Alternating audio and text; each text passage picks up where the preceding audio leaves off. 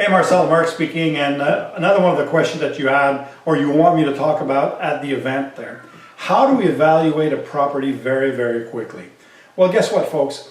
First of all, I look at properties.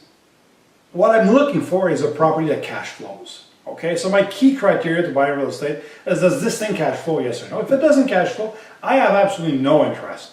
Now some of you guys are going to say, Marc, in Toronto we can't find properties that cash flow. You know what? You're probably right. It's very difficult to find properties in Toronto that cash flow because the value is so high. So maybe you do have to get out of your comfort zone, your turf, to find properties that cash flow, but there are some out there.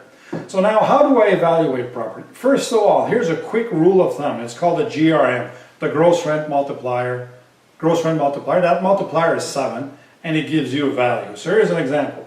You find a property, the gross rent is $200,000 a year. Multiply that by 7, that's $1.4 million. If you pay anything above this, that property will not cash flow. As simple as that. 7 times the gross rent. If you pay above this, it won't cash flow. If you pay below, there's a good chance it will cash flow.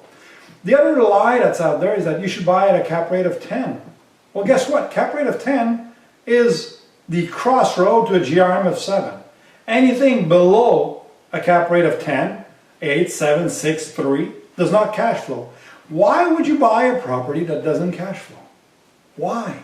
Why take on somebody else's problem? So I'm going to teach you GRM, cap rate, 1% rule, rule of 75. What's the maximum price I should pay for a property if I want it to cash flow? $75. We're going to do from top to bottom, from gross rent minus expenses equals NOI, minus debt service equals your profit, or minus NOI minus your profit equals debt service left for mortgage, the NOI left for debt service, and that's going to tell you the maximum price you should pay for the property.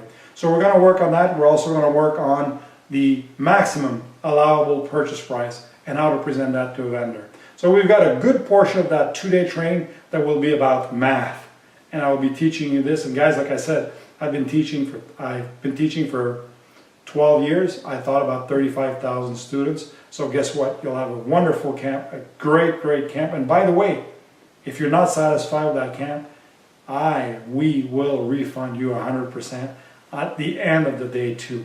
So we know that our camp is going to be great, and you will learn something about it.